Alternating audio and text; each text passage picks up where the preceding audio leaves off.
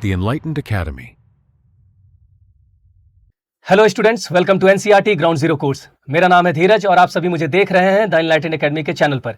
NCERT ground zero course में अभी तक हमने इंडियन पॉलिटी यानी सोशल साइंस के क्लास 6 की 3 चैप्टर्स को कंप्लीट कर लिया है, इंक्लूडिंग न्यू एनसीईआरटी के एक चैप्टर को, जिसके वीडियोस ऑलरेडी आपको इसी चैनल के प्लेलिस्ट में जाकर के मिल जाएंगे। आज की क्लास में हम डिस्कस करने वाले हैं क्लास 7 के चैप्टर 1 को। क्लास 7 के चैप्टर 1 को हम क्यों डिस्कस कर रहे हैं, क्योंकि ऑलरेडी मैंने आपको बताया है कि हम थीम वाइज क्लासेस ले रहे हैं और थीम के अनुसार हम प्रीवियस क्लास की कनेक्टिविटी से रिलेटेड थीम को आगे पढ़ने वाले हैं। इसलिए आज के सेशन में हम क्लास 7 के सोशल साइंस के चैप्टर 1 को डिस्कस करेंगे, जो इक्वालिटी पर आधारित है, क्योंकि आपको पता होना चाहिए कि लास्ट क्लास भी हमने इक्वालिटी पर ही एंड किया था। क्लास स्टार्ट करने से पहले मैं आपसे 3 बातें कहना चाहता हूं। पहली चीज कि यहां पे जो एनसीईआरटी के टेक्स्ट के जो बुक के चैप्टर्स की कॉपी लगी हुई है इंग्लिश और हिंदी में, जाहिर सी बात है कि जब आप एज एन ऑडियंस उसे अपने मोबाइल के डिवाइस पे देख रहे होंगे तो आपको बहुत ज्यादा क्लैरिटी तो नहीं दिख रही होगी। मैंने आपको ऑलरेडी बताया, एक बार फिर से बता रहा हूं कि ये जो मैंने आपको एनसीईआरटी के पेजेस अटैच कर रखे हैं वो सिर्फ रिप्रेजेंटेशन के पर्पज से है, और मेरा आपसे अनुरोध है, रिक्वेस्ट है, रिकमेंडेशन है कि जब कभी भी इन क्लासेस को आप देखते हैं तो एनसीईआरटी के बुक को अपने पास रखें। प्लस जो भी एडिशनल इंफॉर्मेशन मैं आपको बताते जा रहा हूं, आप अपने पेंसिल से या फिर किसी नोट्स में पेन से उसको ऐड ऑन करते चले जाइए, या तो आप उसी बुक पे ऐड ऑन करते चले जाइए या आप अपना एक फ्रेश नोट्स बना रहे हैं तो आप उस पे ऐड करते चाहिए। दूसरी बात मैं ये कहना चाह रहा हूं कि जो भी क्लासेस यहां पे हो रही है उसको आप बहुत ही सिस्टमेटिक वे से देखें, क्योंकि ये पूरी तरह से लिंक्ड है आपके आने वाले फाउंडेशन पे, या आप जो फाउंडेशन बना रहे हैं उस पे, जिसका पर्पस है कि आप किसी भी भारत देश में किसी भी एग्जाम को निकालने की पोजीशन में है। जहां पे मैं ये बात बोल रहा हूं कि किसी भी एग्जाम, तो इसका मतलब है कि किसी भी एग्जाम, और इसीलिए मैं भारत देश में होने वाले सभी एग्जाम्स के क्वेश्चंस को पिक कर रहा हूं जो एनसीईआरटी पर आधारित है और पूछे गए हैं, और ये मैं सारे क्लासेस में आपके लिए कर रहा हूं फिगर आउट करके। इसके साथ साथ मैं आपको मेंस के क्वेश्चन भी अटैच कर रहा हूं, जिससे आपकी एक अंडरस्टैंडिंग बिल्ड हो कि आने वाले समय में हो सकता है 4 साल बाद, 5 साल बाद, 1 साल बाद, 2 साल बाद, जब कभी भी आप किसी देश के अंदर सिविल सर्विसेज की एग्जाम देते हैं तो वहां पे जब आपको मेंस में आंसर लिखना हो या ऐसे लिखना हो, वहां पे आप किस तरीके से एनसीईआरटी को यूज कर सकते हैं एज अ फॉर्डर और एज अ टूल, जहां पे आप अपने मार्क्स को बहुत ज्यादा एनहांस कर सकते हैं, क्योंकि आपकी कमांड एनसीईआरटी पे बहुत अच्छी सी है। इसलिए मैं मेंस के भी क्वेश्चन आपके साथ शेयर कर रहा हूं। तीसरा चीज मैं बताना चाहता हूं कि जो लास्ट क्लास मैंने ली थी न्यू एनसीईआरटी पे, उसमें एक पॉइंट मिस हो गया था, तो ये क्लास मैं वहीं से स्टार्ट करूंगा, उस एक पॉइंट को बताऊंगा और उसके बाद फिर मैं क्लास 7 के चैप्टर 1 को डिस्कस करेंगे। तो क्विकली हम स्टार्ट करते हैं आज की क्लास।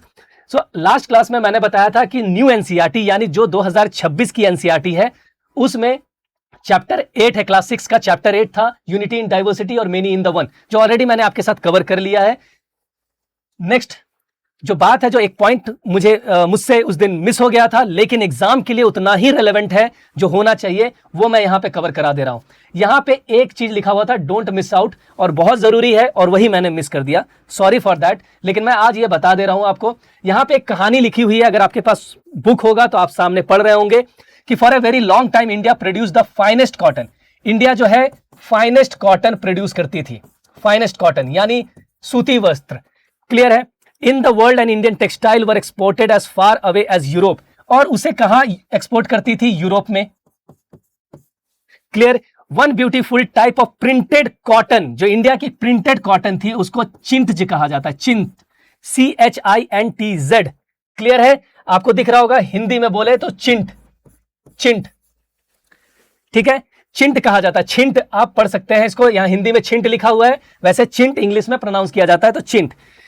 इंडिया में एक बहुत ही फाइन कॉटन टेक्सटाइल थी। क्या थी? Cotton textile. तो क्वेश्चन आ सकता है आपके एग्जाम में कि चिंच क्या है, तो कॉटन टेक्सटाइल है जो इंडिया में प्रोड्यूस की जाती थी और उसे यूरोप में एक्सपोर्ट किया जाता था, भेजा जाता था। कब? 17वीं सेंचुरी में, 17वीं शताब्दी में। That has the sale of the European dresses, और इसकी वजह से यूरोप के अंदर खुद उनके देश की जो कपड़े हैं वो काफी डिक्लाइन हो गया सेल में।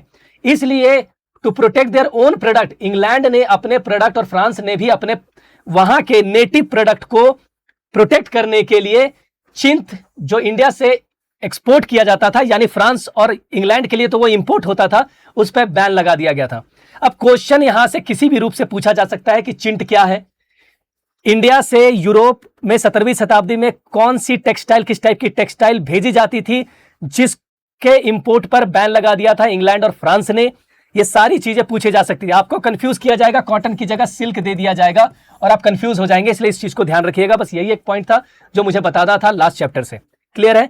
नाउ हम मूव करते हैं क्लास अपने थीम पर। आपको पता है कि हमने क्लास इस डेमोक्रेटिक फाउंडेशन और डाइवर्सिटी की थीम को हम कवर कर रहे हैं और इसी थीम में हमने क्लास 6 के 2 चैप्टर्स को पढ़ लिया है। साथ में हमने न्यू एनसीईआरटी जो फुल फ्लेजेडली एकदम न्यू 6 क्लास की तो पूरी एनसीईआरटी न्यू कर दी गई है, उसका एक चैप्टर भी हमने यहां पे डिस्कस कर लिया। अब हम नेक्स्ट 3 क्लासेस में डिस्कस करेंगे क्लास 7 के चैप्टर 1 को, चैप्टर 4 को और चैप्टर 5 को, और इसके साथ साथ हम न्यू एनसीईआरटी के भी चैप्टर्स को डिस्कस करने वाले हैं इस थीम के अंदर। तो जाहिर सी बात है कि आज की क्लास होने वाली है क्लास 7 के चैप्टर 1 पे, जहां से हमने क्लास 6 के चैप्टर को छोड़ा था, यानी डिस्क्रिमिनेशन हम पढ़ रहे थे, यानी भेदभाव हम पढ़ रहे थे और भेदभाव को कंट्रोल करने के लिए हम इक्वालिटी की बात कर रहे थे। आज हम उसी का एक एक्सटेंडेड वर्जन पढ़ने वाले हैं इक्वालिटी पे। तो just move to the class 7। Class 7 की जो ओल्ड एनसीईआरटी है, यानी 2007 वाली एडिशन की एनसीईआरटी है, उसका कवर पेज इस तरीके से है और यहां पे जो चैप्टर है वो आधारित है किस पे? समानता यानी इक्वालिटी पे आधारित है। आपके पास बुक होगा तो आप उसको निकाल लें, नहीं तो आप डाउनलोड करके सॉफ्ट कॉपी अपने पास रखें। क्लियर है? और इसी चैप्टर को हम कवर करने वाले हैं आज की क्लास में। ठीक है, मूव करते हैं हम। लेकिन एज यूजुअल आपको पता है कि हम अपनी क्लास को किस तरीके से आगे बढ़ाते हैं। सबसे पहले हम कुछ सवाल को देखेंगे और आप देख रहे होंगे कि पहली क्लास में हमने सिर्फ 5 क्वेश्चन को लिए थे, दूसरी क्लासेस में हमने इसको बढ़ा करके 8 क्वेश्चन कर दिए। इस क्लास में हम और भी क्वेश्चन की संख्या को बढ़ा रहे हैं, जिससे आपको एक होलिस्टिक अंडरस्टैंडिंग हो। अगर आप क्लास 6 में है, 7 में है, 8 में है, 9 में है, 10 में है, या फिर आप अभी अंडर ग्रेजुएशन में है, और या फिर आप ग्रेजुएट हो गए हैं और यूपीएससी की तैयारी कर रहे हैं, तो आपकी तैयारी की नींव रखने के लिए आपको यह पता होना चाहिए कि आखिर ये कोर्स जो एनसीईआरटी की ग्राउंड जीरो कोर्स मेरे द्वारा कराई जा रही है, उसका होराइजन कितना बड़ा है। आप एक इस एनसीईआरटी की कोर्स को करके भारत देश में होने वाले अनेकों एग्जाम को टैकल कर सकते हैं।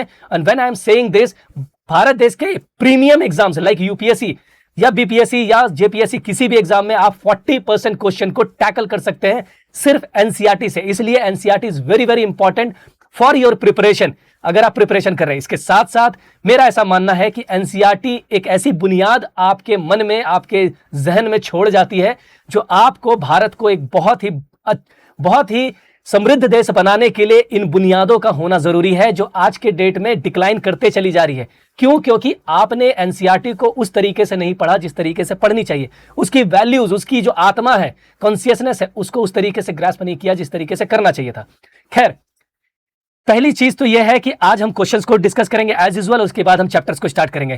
क्वेश्चन में आपको भी पता है कि मैं आंसर नहीं बताने वाला हूं, मैं सिर्फ क्वेश्चन आपको दिखा रहा हूं, जिससे जब आप एनसीईआरटी को मैं पढ़ा रहा हूं और आप पढ़ रहे हैं, उस समय आपको यह समझ में आ जाएगा कि आपको इन क्वेश्चंस के कॉन्टेक्स्ट में भी ध्यान देते रहना है चैप्टर को पढ़ते समय। कि अरे हमने क्वेश्चन देख रखा था, यूपीएससी तक का क्वेश्चन देख रखा था, और अब उस चैप्टर को हम, और जैसे वो क्वेश्चन के कुछ भी कीवर्ड्स दिखेंगे तो आप वहां पे ठहर जाएंगे। सो आप पूरी अटेंशन के साथ इन क्वेश्चंस को ध्यान से देखिए, और उसके बाद जब चैप्टर्स की पढ़ाई होती है तो आपको रिलेट होगा कि how much the chapter is very very important and how much this class is very very important for your preparation.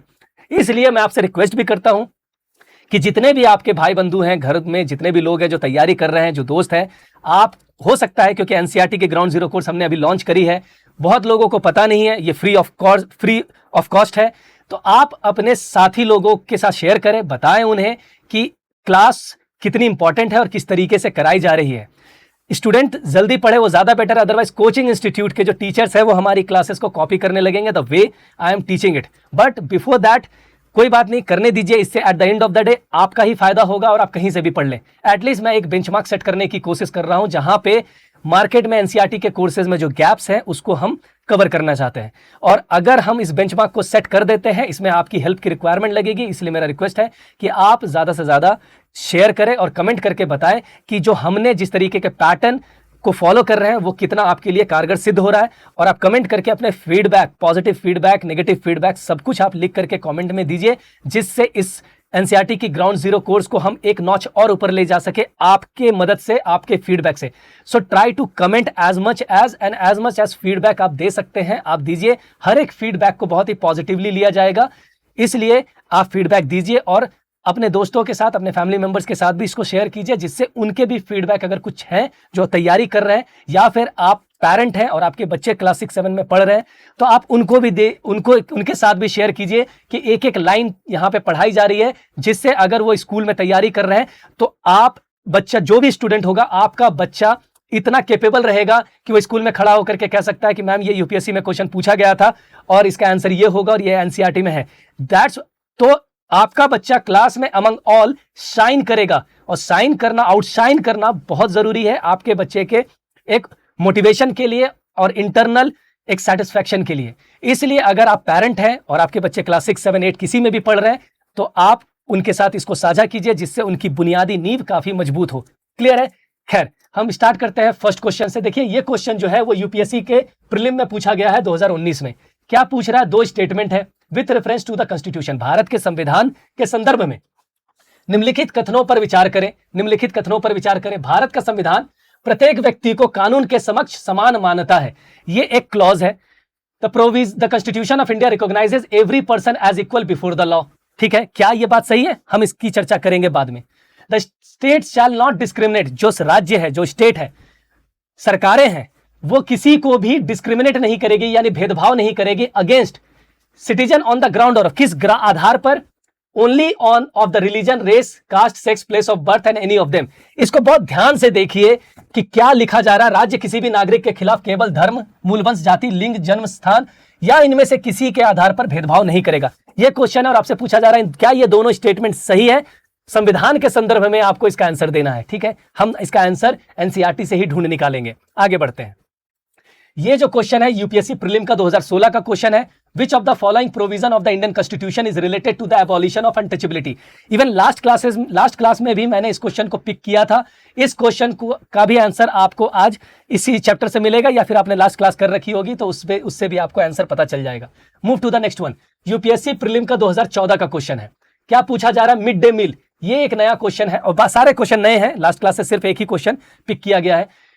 Regarding the mid day meal scheme, आपको पता है कि स्कूलों में अनाज, बच्चों को खाना खिलाया जाता है, मिड डे मील स्कीम चलती है, और इससे संबंधित सवाल पूछा था 2014 में यूपीएससी ने। इट वाज फर्स्ट इंट्रोड्यूस इन तमिलनाडु। क्या इस स्कीम को तमिलनाडु में इंट्रोड्यूस किया गया था पहली बार? The supreme court in 2001 directed all the state government to implement this scheme. सर्वोच्च न्यायालय ने डायरेक्ट किया था सभी राज्यों को कि इस स्कीम को इंप्लीमेंट किया जाए, और इसका एक पर्पस है, it helps in reducing caste prejudices. जो कास्ट को लेकर के प्रिजुडिसेस है उसको टैकल करने में यह मदद करता है। हम इसकी भी चर्चा करेंगे। और देखिए, इसका जो तीनों स्टेटमेंट है वो एनसीईआरटी से निकल करके आएगा। अगर आपने एनसीईआरटी का क्लास 7 का चैप्टर 1 पढ़ रखा है, ये तीनों स्टेटमेंट को आप टैकल कर लीजिएगा। और देखिए, स्टेटमेंट में क्वेश्चन है तो जाहिर सी बात है आपके लिए डिफिकल्टी बढ़ जाएगी। लेकिन अगर एक क्लास 7 का बच्चा भी होगा और उसने अगर अपनी एनसीईआरटी को बहुत अच्छे से पढ़ा होगा, या उनके स्कूल में टीचर्स ने उनको अच्छे से पढ़ाया होगा, तो वो यूपीएससी का, भारत देश का सबसे सर्वोच्च एग्जाम को भी सॉल्व कर सकता है, उसके क्वेश्चन को सॉल्व कर सकता है। यह मिथ है कि यूपीएससी बहुत डिफिकल्ट है, ऐसा नहीं है। आपको पढ़ाया अच्छे से नहीं गया इस वजह से डिफिकल्ट लगता है नहीं। कंपटीशन हो सकता है, लेकिन अगर आपने तैयारी बहुत ही लिमिटेड वे से करी है और बहुत समझदारी से की है, स्ट्रैटेजिक से की है, हार्डवर्क के साथ साथ आपने स्मार्ट वर्क से की है, आप एक क्लास 7 का बच्चा होते हुए भी यूपीएससी के क्वेश्चन को सॉल्व करने में कैपेबल है। और दुर्भाग्य है कि बहुत ऐसे लाखों एस्पिरेंट्स ऐसे हैं जो ग्रेजुएट होने के बावजूद भी क्लास 7 की बच्चे से पीछे हो सकते हैं, क्योंकि वो इस क्वेश्चन को सॉल्व करने में असमर्थ सिद्ध होते हैं। इस बात को समझिएगा। आगे बढ़ते हैं। Universal adult franchise is based on the principle of. Universal adult franchise यानी सार्वभौमिक वयस्क मताधिकार किस सिद्धांत पर आधारित है? यह यूपीएससी प्रीलिम का 2012 का क्वेश्चन है। हमने 4 यूपीएससी के क्वेश्चन लिए हैं।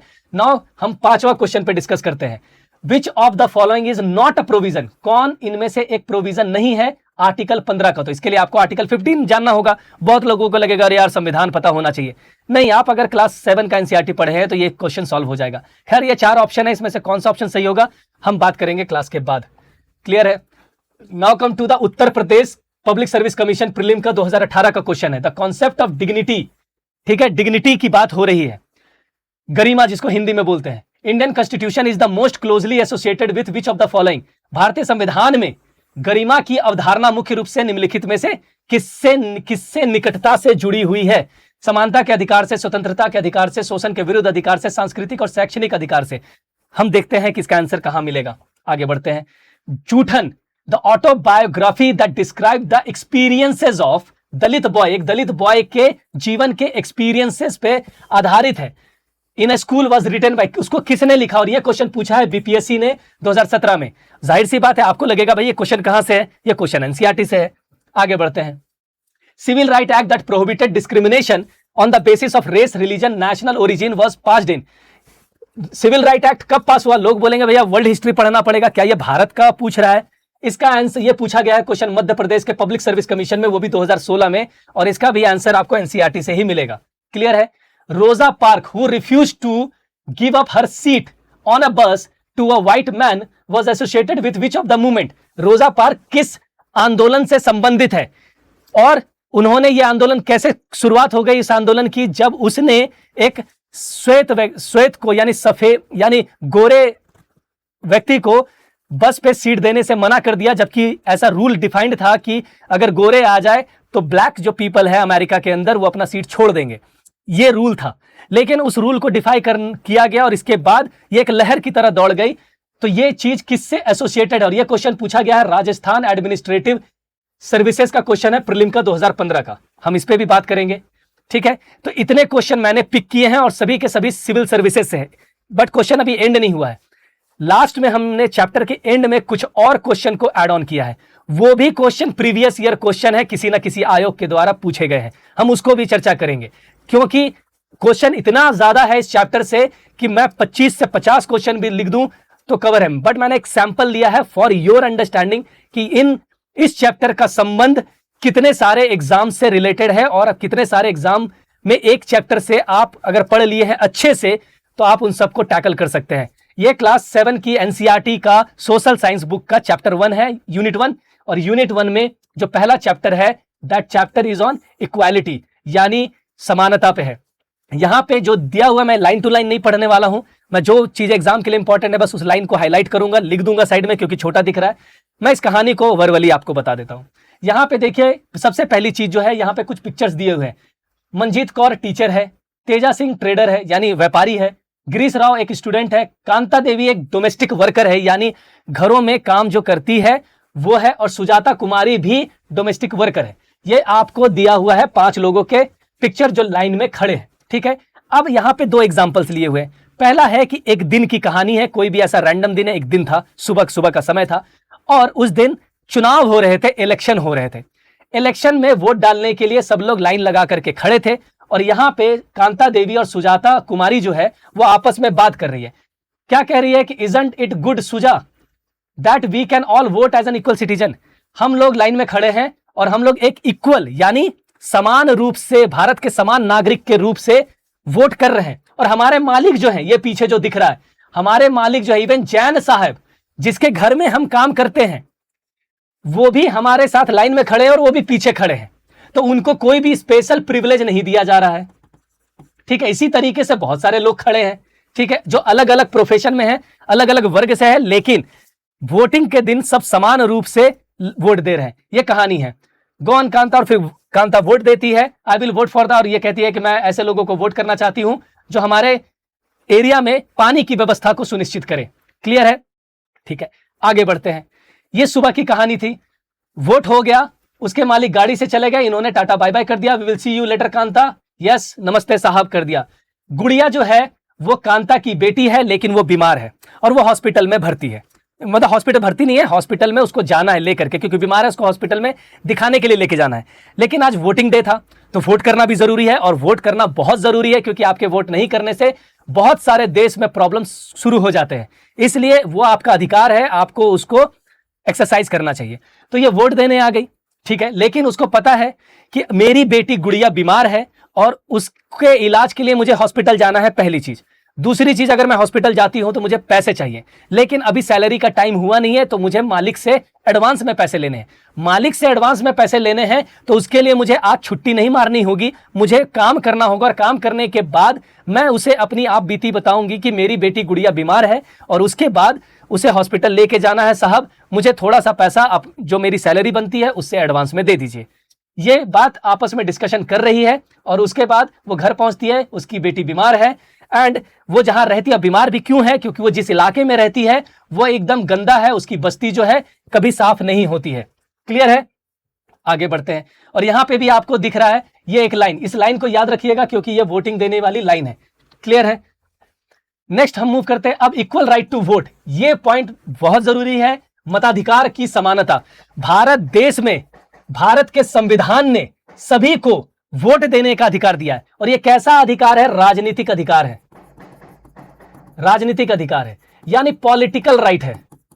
कैसा राइट है? पॉलिटिकल राइट है। अधिकार बहुत तरीके के हो सकते हैं, जैसे सोशल सामाजिक अधिकार, इकोनॉमिक अधिकार आर्थिक अधिकार, और पॉलिटिकल राइट यानी राजनीतिक अधिकार। तो वोट देना एक राजनीतिक अधिकार है और जब वोट देने की बात है तो वो सभी को इक्वली है, उसमें कोई भेदभाव नहीं है कि एक अमीर आदमी वोट दे रहा तो उसका वैल्यू 2 होगा, ऐसा नहीं। 1 वोट 1 वैल्यू का सिस्टम है हमारे देश में। क्लियर है?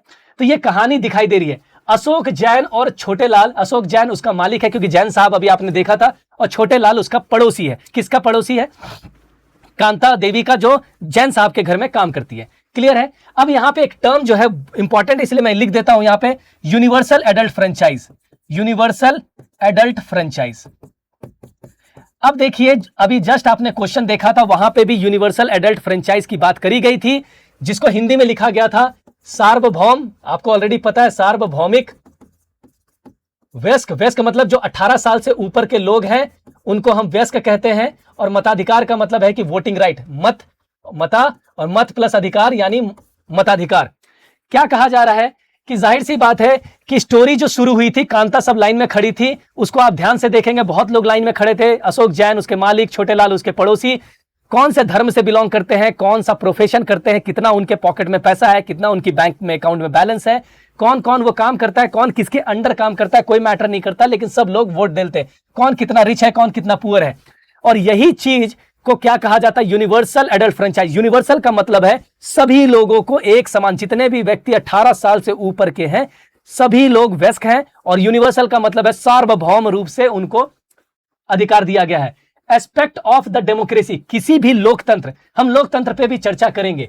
लोकतंत्र इस चैप्टर में 2-3 बार यूज होगा। तो लोकतंत्र का मतलब होता है एक ऐसा राजतंत्र यानी एक ऐसी शासन व्यवस्था जो जिसका अल्टीमेट, जिसके लोकतंत्र का होता है एक ऐसी शासन व्यवस्था जिसे लोग चला रहे, अल्टीमेट पावर जो है वो लोगों के अंदर है। और यही यूनिवर्सल एडल्ट फ्रेंचाइज, जो लोगों की वोट करने की ताकत है, वही किसी देश को लोकतंत्र बनाता है। क्योंकि असली पावर नेता में नहीं होते हैं, जो नेता किसी को भी गाली दे देते हैं। नेता एक असेंबली में, आपने अभी रिसेंटली देखा होगा देवेंद्र फडणवीस जो महाराष्ट्र के मुख्यमंत्री हैं, उन्होंने किस तरीके की भाषा का प्रयोग कर रहे हैं विधानसभा के अंदर और किस तरीके से गालियां दे रहे हैं उन्हीं को जो लोग उनको चुन करके वहां तक भेजे हैं।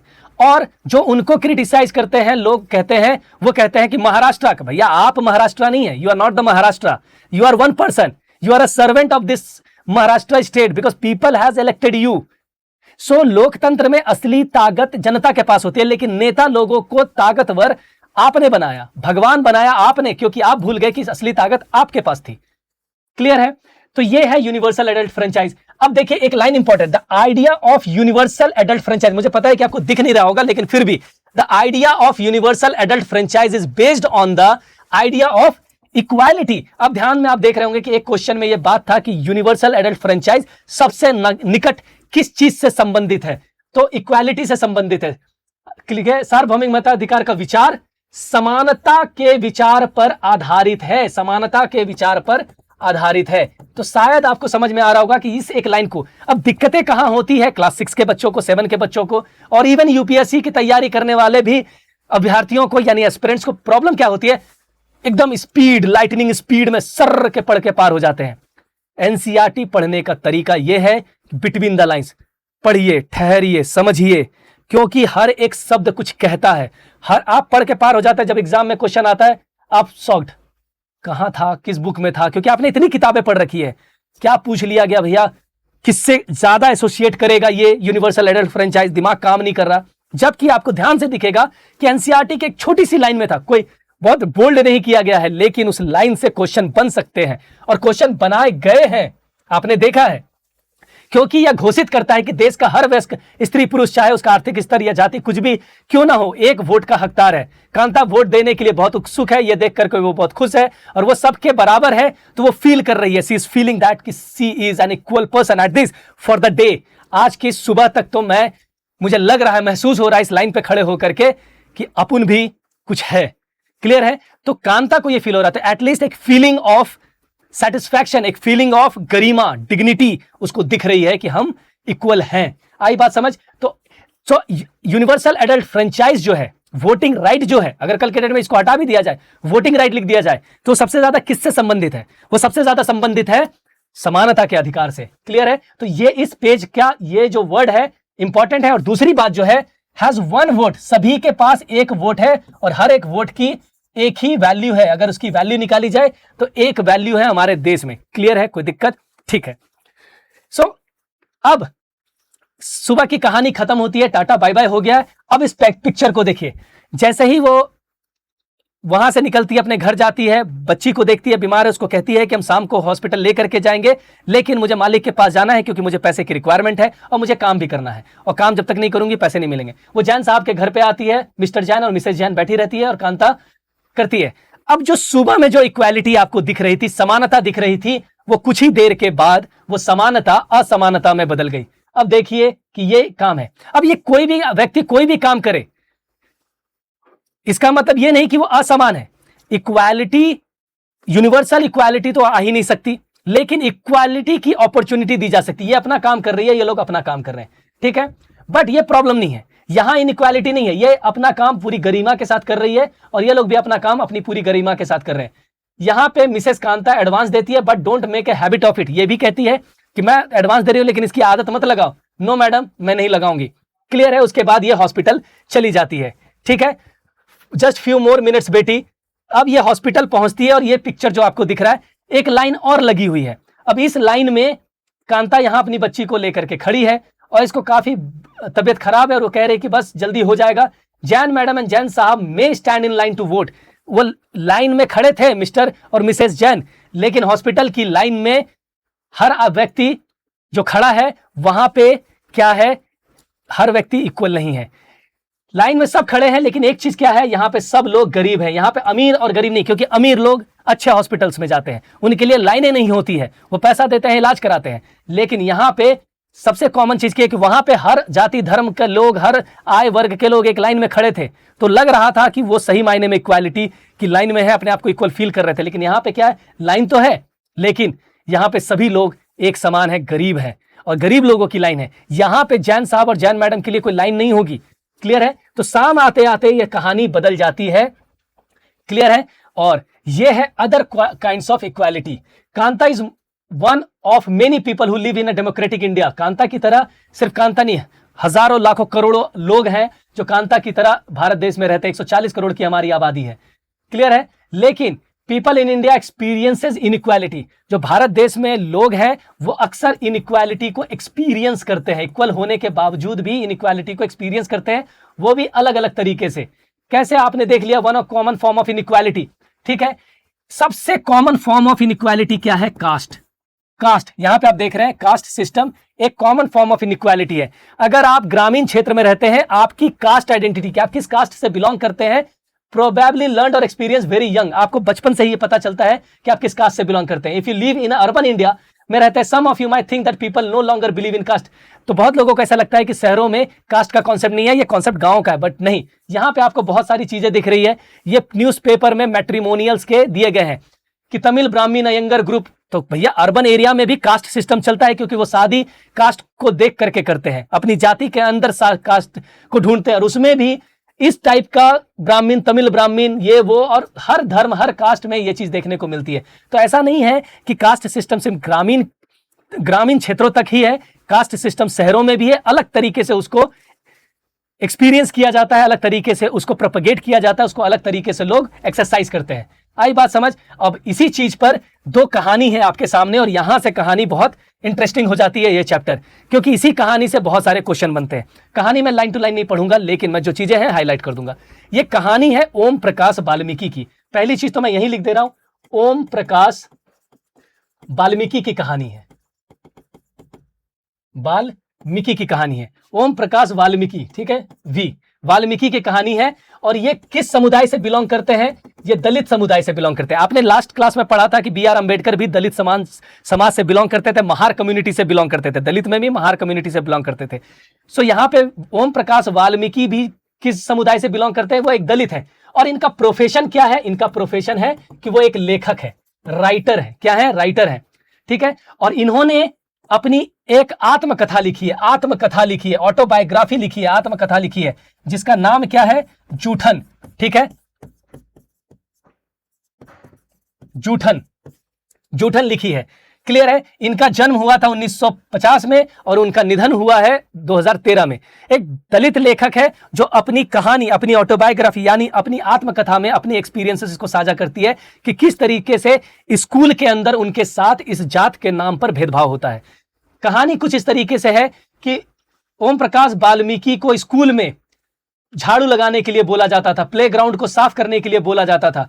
प्लेग्राउंड वे लार्जर था, उनके स्मॉल फिजिक, वो बहुत बच्चा था वो, लेकिन प्लेग्राउंड बहुत बड़ा था और उसको साफ करने के लिए भेज दिया जाता था। बाकी बच्चों को पढ़ाया जाता था और जो हेडमास्टर है वो एक क्लास अपने ऑफिस में या क्लासरूम में बैठ करके ओम प्रकाश वाल्मीकि को देखते रहते थे कि वो बच्चा गर्मी की धूप में, छोटा सा बच्चा गर्मी की धूप में किस तरीके से क्लासरूम साफ कर रहा है, स्कूल साफ कर रहा है, उसका प्लेग्राउंड साफ कर रहा है। डस्ट, जो गंदगी है उसके नाक में जा रही है, उसका फेस वॉज कवर्ड विद, उसका पूरी तरह से चेहरा जो है वो डस्ट से कवर हो चुका है, ठीक है। ये लंबा चौड़ा मैदान को साफ करने का काम दिया जाता है। ये देखिए जूठन जो किताब है उसका कवर पेज है ओम प्रकाश वाल्मीकि का। और आपको याद होगा कि अभी आपने क्वेश्चन देखा है कि जूठन किसके द्वारा लिखी गई है। क्वेश्चन ये आ सकता है कि ओम प्रकाश वाल्मीकि किस समुदाय से बिलोंग करते थे, उन्होंने क्या लिखी है, एटसेट्रा एटसेट्रा, उसके अंदर उन्होंने क्या लिखी है वो बात है, ठीक है। ये सारी चीजें the other children in my class, वो पढ़ रहे थे, आई वॉज स्वीपिंग, और मैं झाड़ू लगा रहा था, हेडमास्टर देख रहे थे, एटसेट्रा एटसेट्रा।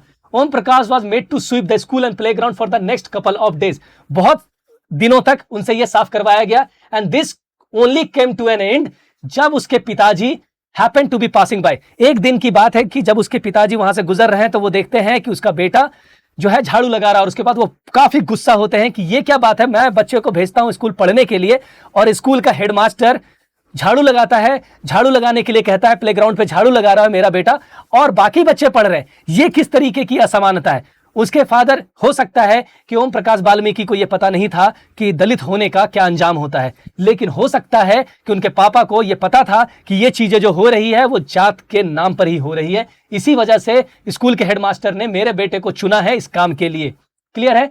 और वो जाते हैं, टीचर से कन्फ्रंट करते हैं कि ये क्या बात है, एंड कहते हैं walking away from the school, और स्कूल से बाहर निकलते हैं ओम प्रकाश का हाथ पकड़ करके और कहते हैं loudly for all of them to hear, you are a teacher, आप एक शिक्षक हैं, so I am leaving now, लेकिन मैं यहां से छोड़ के, लेकिन याद रखिएगा master, he will study right here, ये यही पढ़ेगा, इन दिस स्कूल में पढ़ेगा, नॉट जस्ट हिम, और ये नहीं, इसके जैसे बहुत सारे बच्चे आने वाले हैं आपके स्कूल में पढ़ने के लिए। ये एक कहानी है ओम प्रकाश वाल्मीकि के, उनके फादर की, और उनके साथ किस तरीके से भेदभाव किया गया, उनके साथ किस तरीके से, आप अत्याचार ही कह सकते हैं कि एक बच्चे के साथ अत्याचार किया जा रहा है, जबकि स्कूल के अंदर स्टाफ होते हैं प्लेग्राउंड साफ करने के लिए, लेकिन आप बच्चे की जो शिक्षा का अधिकार है उसको छीन करके आप उससे ये काम करवा रहे हैं। वो तो उसके पिताजी वहां से गुजर गए, नहीं तो ना जाने ओम प्रकाश वाल्मीकि को कितने दिनों तक ये काम करना पड़ता। ये एक कहानी है। दूसरी कहानी है मिस्टर और मिसेस अंसारी की। मिस्टर और मिसेस अंसारी, जाहिर सी बात है नाम से आपको समझ में आ रहा होगा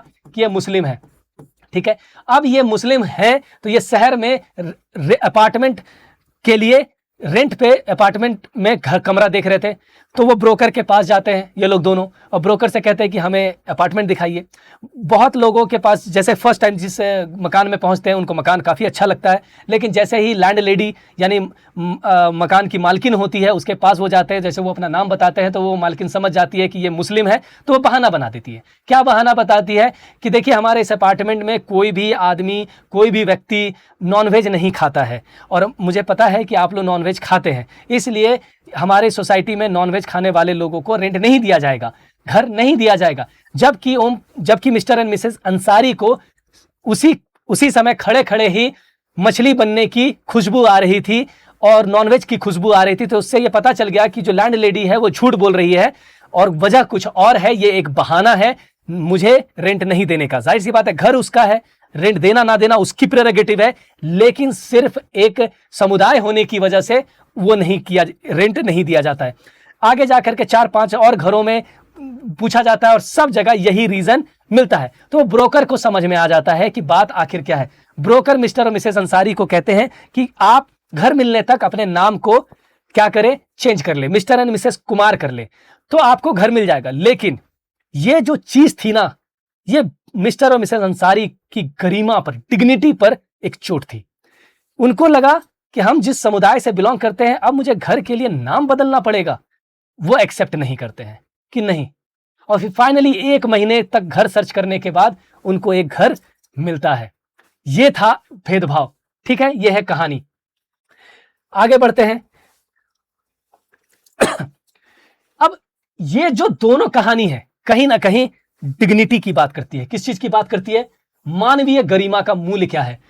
when ever person are treated unequally, जब कभी भी किसी भी व्यक्ति को असमान रूप से देखा जाता है, आप पिक्चर देख रहे हैं, देखा जाता है, ट्रीट किया जाता है अनइक्वली, उनकी डिग्निटी वायलेट होती है, उनकी गरिमा पर एक गहरा प्रभाव होता है, प्रहार होता है। प्रभाव क्या होता है? प्रहार होता है, चोट होती है, क्योंकि आपको अनइक्वल ट्रीट किया जा रहा है औरों की वजह से। क्यों किया जा रहा है आपको पता है, मैंने कल ही आपको क्लास में बताया। 2 चीजें, इंटरनल माइंड की एक प्रॉब्लम होती है जहां पे स्टीरियोटाइप और प्रिजुडिस, ये 2 चीजें जब घुस जाती है, रूढ़िवादी अवधारणाएं या पूर्वाग्रह किसी चीज को लेकर के है, अगर ये धारणाएं हैं तो आदमी उस तरीके से एक्ट करना शुरू कर देता है और यहीं से भेदभाव शुरू होता है। और हमने लास्ट क्लास में भेदभाव तक पढ़ा, लेकिन अब इस भेदभाव का कॉन्सिक्वेंसेस क्या है? इस भेदभाव का कॉन्सिक्वेंसेस है कि डिग्निटी, भेदभाव कर दिया आपने, लेकिन आखिर उससे हुआ क्या? उससे एक इंसान, एक व्यक्ति की गरिमा पर चोट होती है, डिग्निटी आहत होती है। और वही डिग्निटी की आहत दोनों कहानियों में दोनों लोगों पर आधारित है। ओम प्रकाश वाल्मीकि की भी डिग्निटी आहत होती है कि वो बच्चा पढ़ने जाता है और उससे ये काम कराया जाता है जस्ट बिकॉज कि वो एक दलित बच्चा है। सिमिलरली यहां पे उनसे नाम चेंज करने को कहा जाता है जस्ट बिकॉज कि वो एक मुस्लिम समुदाय से बिलोंग करता है। ये इनइक्वालिटी है, क्योंकि आपके मन में स्टीरियोटाइप क्रिएट है दलित को लेकर के, मुस्लिमों को लेकर के। So now you are creating inequality, and that inequality is harming the dignity of a person. That is inhumane, अमानवीय है। हाँ या ना? दोनों, the dignity of both Om Prakash Valmiki and Ansari were violated because the way they were treated, जिस तरीके से उनको ट्रीट किया गया, picking on him and making him sweep the school because of his caste। Om Prakash schoolmates and teacher, ये सारी चीजें मैंने आपको बता दी है। अब अगर ये चीज है, ये खत्म कैसे होगी? डिग्निटी को ही कहा जाता है सेल्फ रिस्पेक्ट। सेल्फ रिस्पेक्ट, आदमी अपनी सेल्फ रिस्पेक्ट को दांव पे लगा करके तो कुछ नहीं करेगा ना। नाम चेंज कर लेता, घर मिल जाता, लेकिन सेल्फ रिस्पेक्ट का क्या? आदमी अपनी ही नजर में नीचे गिर जाता। ये बात है स्वाभिमान की, ये बात है अपने अंदर की जो गरिमा है उसको बचाए रखने की। ठीक है, सो सेल्फ रिस्पेक्ट, अगर डिग्निटी की जगह सेल्फ रिस्पेक्ट भी लिखा हो तो आपको समझना होगा कि भैया दोनों चीजें सेम है। आ रही है बात समझ या नहीं? ठीक है कोई दिक्कत नहीं। Om Prakash Ansari do not deserve to treated like this, दोनों को इस तरीके से ट्रीट नहीं किया जाना चाहिए था। That they deserve the same respect and dignity as anyone else, जैसे होना चाहिए था। नौ हम कहानी आते हैं। अगर ऐसी बात है, एक इंसान की डिग्निटी आहत हो रही है तो उसे प्रोटेक्ट करने की जरूरत है। सिचुएशन अब ऐसी नहीं होनी चाहिए कि कोई भी आदमी किसी दूसरे आदमी, दूसरे व्यक्ति के, दोनों मानव है, दोनों की शरीर में वही सिस्टम है, वही सारी चीजें हैं, बस एक दिमाग जो है, मान लेते हैं, आप सोचिए ना साहब, आप तो एक्सीडेंट हो जाता है, आपकी याददाश्त चली जाती है, अब आपको याद है कि आप कौन हैं और सामने वाला कौन है, लेकिन फिर भी आप दोनों हैं, एग्जिस्ट कर रहे हैं, बिल्कुल कर रहे हैं, कुछ नहीं बदला है, सिस्टम वही है, लोग वही है, आप भी वही हैं। बस एक चीज हुई थी, जो जिस दिमाग से आप सोच रहे हैं, इंटरनल स्टेट ऑफ माइंड से, वो अब गायब हो गई है। तो इसका मतलब प्रॉब्लम आपके इंसान होने में नहीं है, आपके इंसान के अंदर ये जो अमानवीय सोच है, उसकी वजह से ये सारी प्रॉब्लम हो रही है, जिससे किसी दूसरे व्यक्ति को आहत झेलना पड़ रहा है, उसको उस तरीके से ट्रीट किया जा रहा है जिस तरीके से उन्हें ट्रीट नहीं किया जाना चाहिए, क्योंकि उसका भी जन्म एक मानव रूप में ही हुआ है। ये सुनो, इक्वालिटी इन इंडियन डेमोक्रेसी, अब लोकतंत्र है, सबके पास इक्वल राइट है और इसको जोड़ा गया है। एक तरफ हम लोकतंत्र है भारत, जहां पे सबके पास पॉलिटिकल अधिकार इक्वल है, सारी शासन व्यवस्था उसी लोगों की शक्तियों से चलती है, और लोगों की जब बात करी जा रही तो हर लोग एक समान है। लेकिन इसी लोकतंत्र में ये क्या है? इनइक्वालिटी। इसलिए इक्वालिटी इंडियन डेमोक्रेसी में होना जरूरी है। तो भारत के संविधान ने किस तरीके से रिकॉग्नाइज किया है एवरी पर्सन एज इक्वल?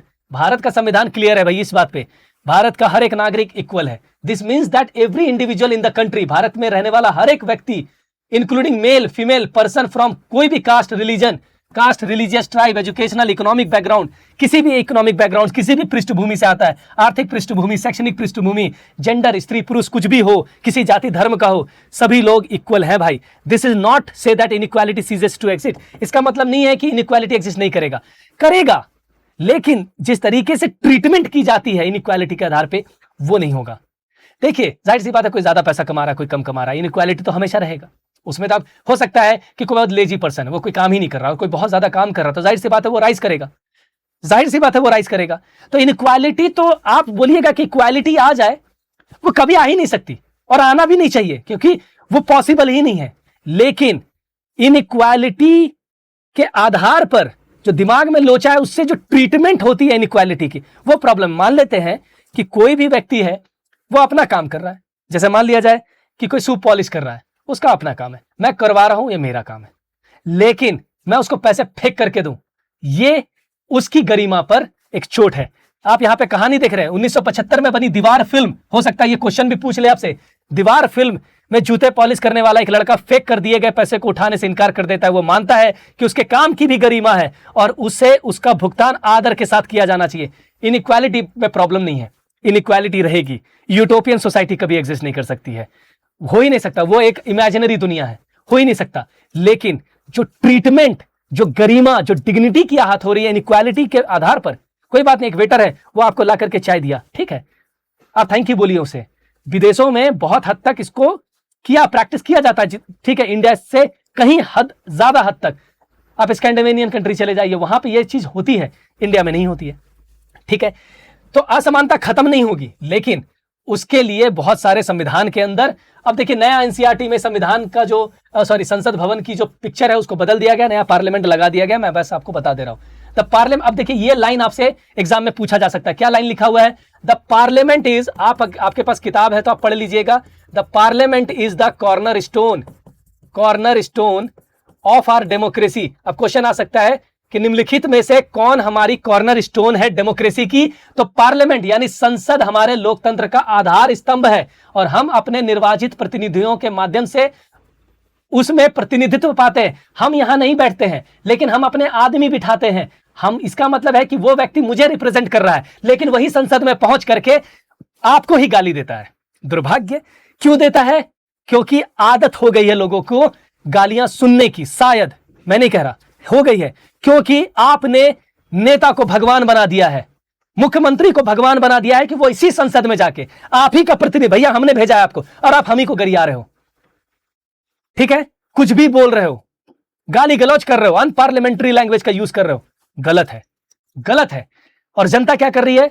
सोई हुई है। क्यों? मुंबई में पानी भरा हुआ है और पार्लियामेंट, वहां के लेजिस्लेटिव असेंबली में बैठ करके मुख्यमंत्री गाली दे रहा है।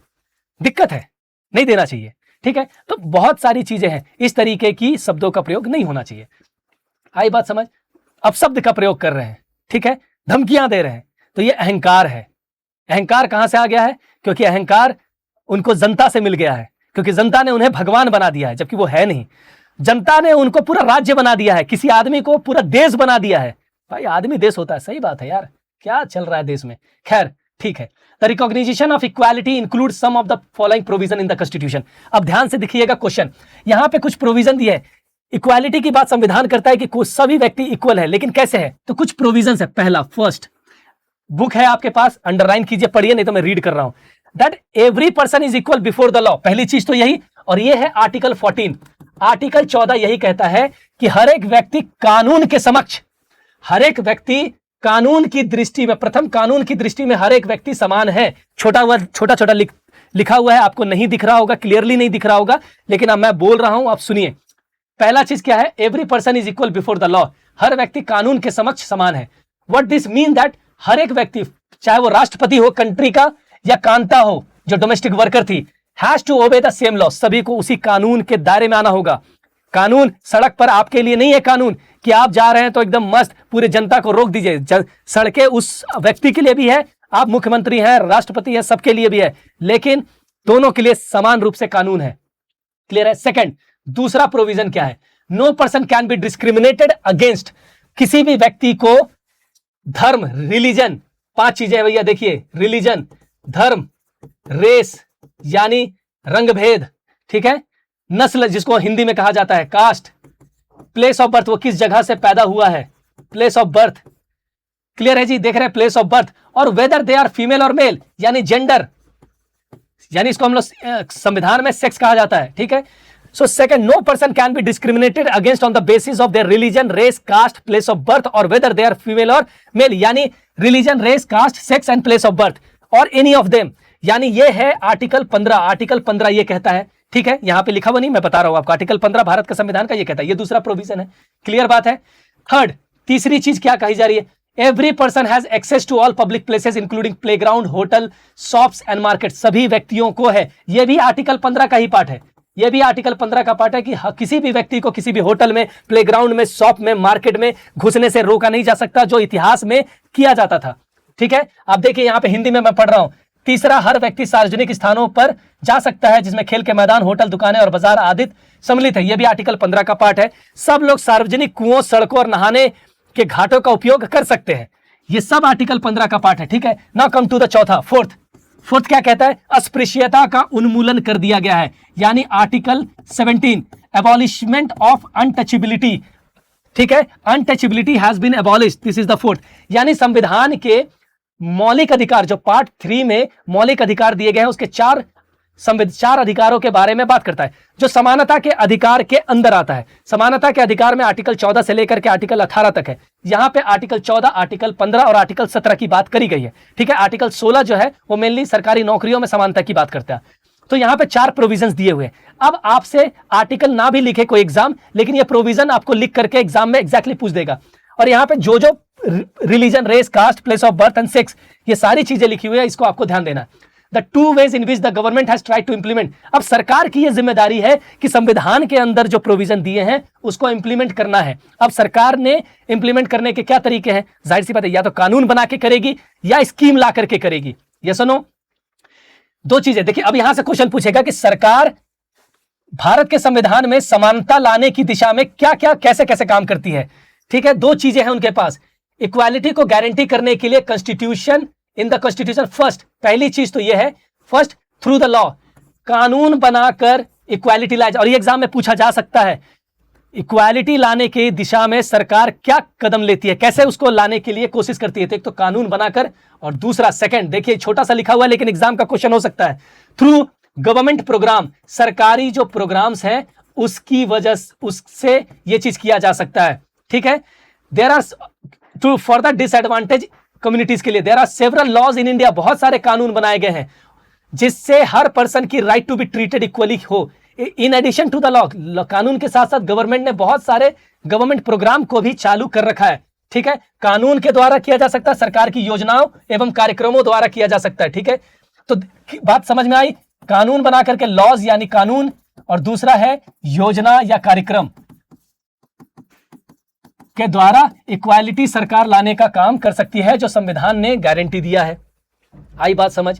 और इसी तरीके से बहुत सारे स्कीम बनाए गए हैं। ठीक है, अब इसमें एक स्कीम की बात करी जा रही है, that is mid day meal scheme.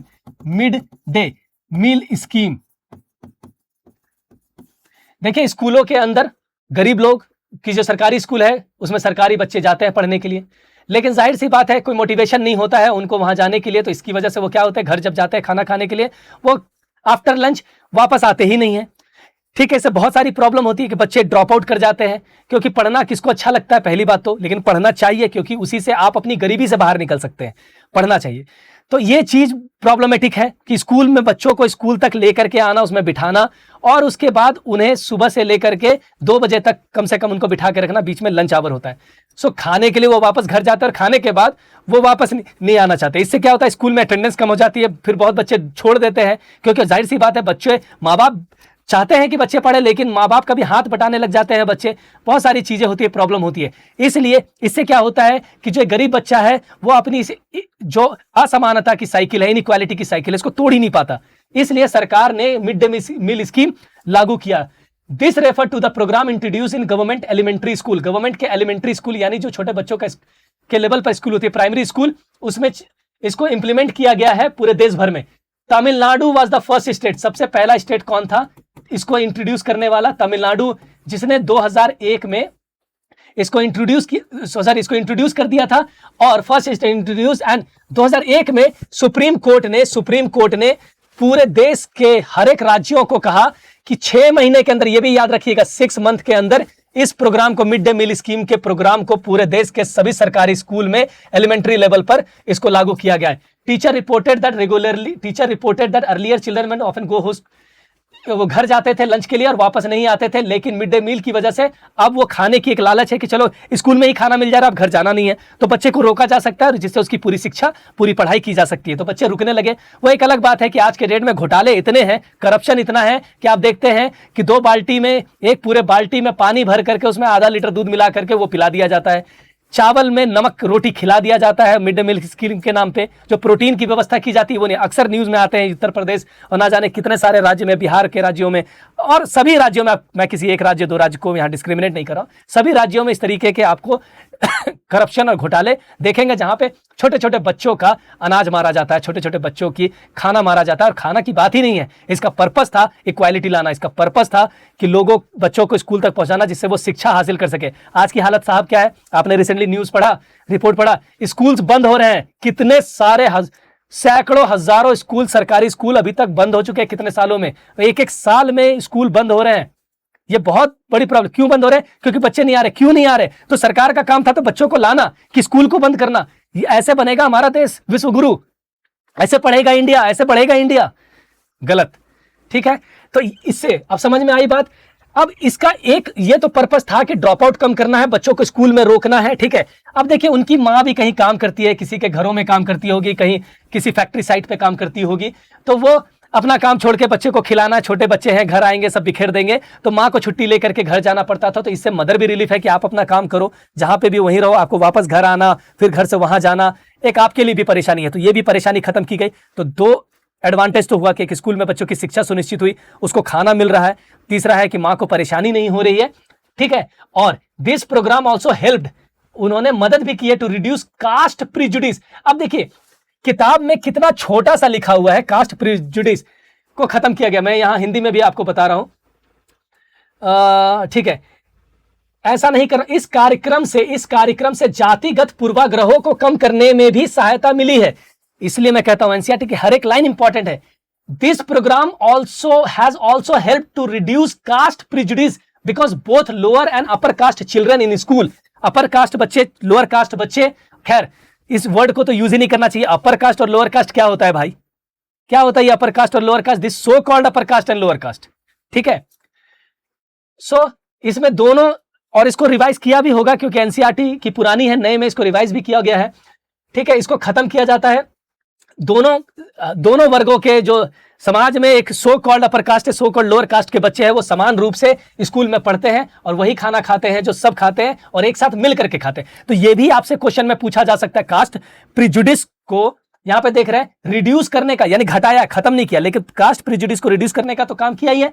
क्यों किया गया ऐसा? क्यों? बिकॉज हर वर्ग के लोग साथ में बैठ करके खाते हैं, तो जिससे क्या है कि एक दूसरे के प्रति जो भेदभाव है वो थोड़ी कम होती है, एक दूसरे के मन में जो कंडीशनिंग समाज करके देता है वो थोड़ा कम होता है। ठीक है, in quite few places Dalit women, और बहुत जगहों पे आपने देखा है कि दलित वुमेन को भी खाना बनाने का काम दिया जाता है और वो खाना बनाती है और सभी वर्ग के लोग बच्चों को खाना सर्व भी होता है। बहुत सारे फिल्मों में भी आपने देखा है, बहुत सारे न्यूज में भी देखा है कि दलित समुदाय जो सो कॉल्ड लोअर कास्ट की महिला है उनको तो भैया रखते ही नहीं है, क्योंकि जो सो कॉल्ड अपर कास्ट के पेरेंट्स है वो कहते हैं कि नहीं नहीं, हमारे बच्चे इनके हाथों के बने हुए खाने नहीं खाएंगे, इसलिए वो अपने बच्चे को उठा करके स्कूल से लेकर के चले जाते हैं और महंगी महंगी इंग्लिश स्कूल में पढ़ाते हैं।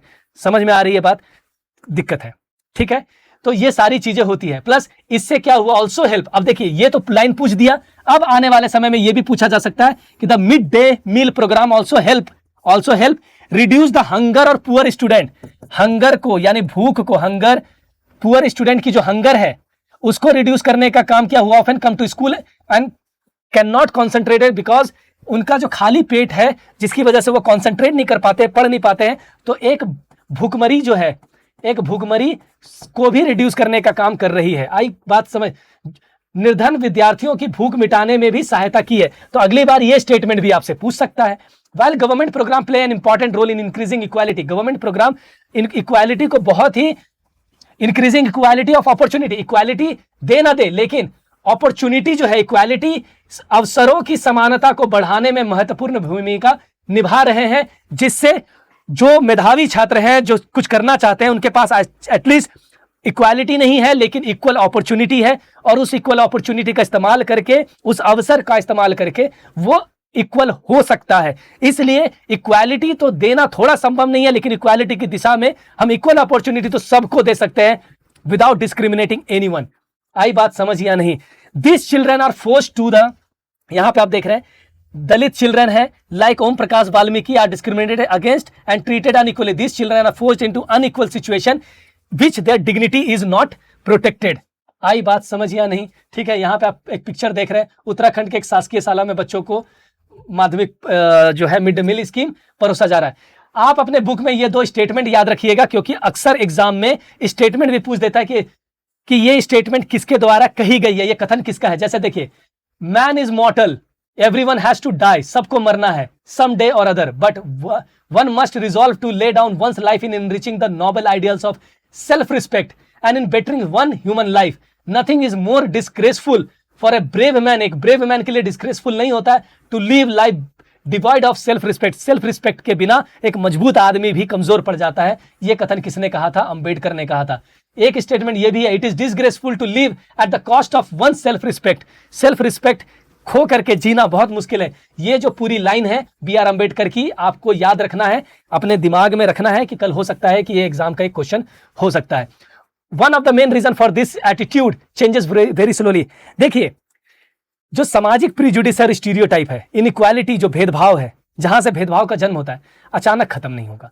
सामाजिक परिवर्तन एक बहुत लंबी प्रक्रिया है, इसलिए जरूरी है। और आर्थिक परिवर्तन यानी इकोनॉमिक चेंज काफी जल्दी हो जाती है।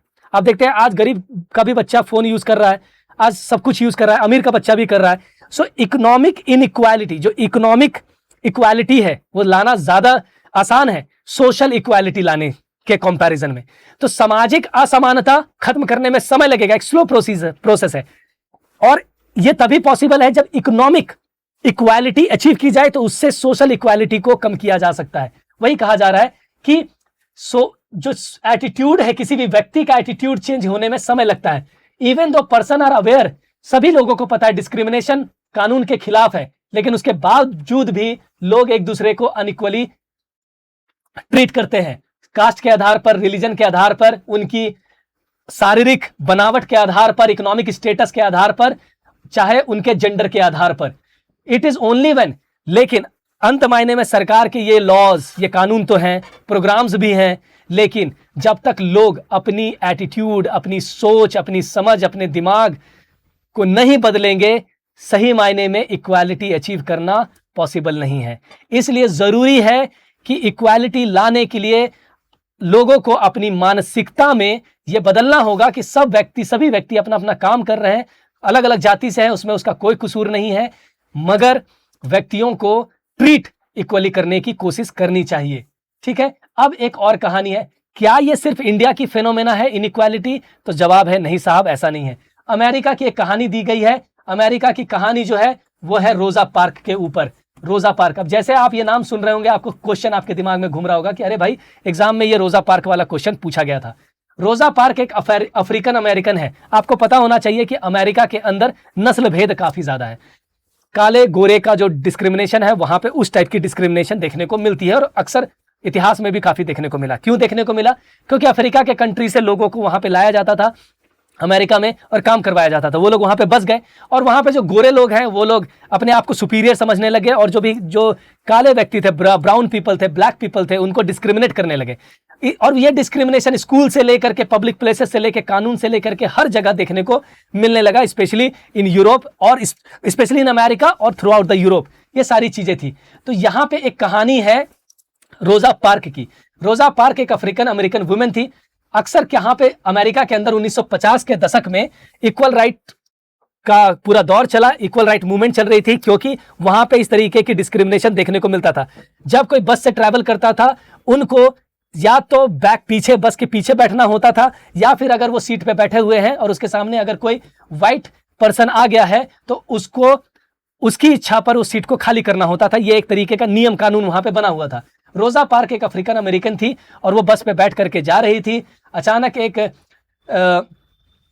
व्यक्ति, 1 दिसंबर 1955 की बात है, एक व्यक्ति आया जो व्हाइट मैन था और उन्होंने कहा कि भैया खड़ा हो गया। उन्होंने कहा सीट छोड़ने। रोजा पार्क ने सीट छोड़ने से इनकार कर दिया। उसका refusal that day started a huge agitation. और इसी दिन 1955 के 1 दिसंबर के दिन ये एक ऐसी मूवमेंट शुरू हुई जो फाइनली 1968 में जाकर के खत्म होती है। और इसी मूवमेंट को कहा जाता है सिविल राइट मूवमेंट।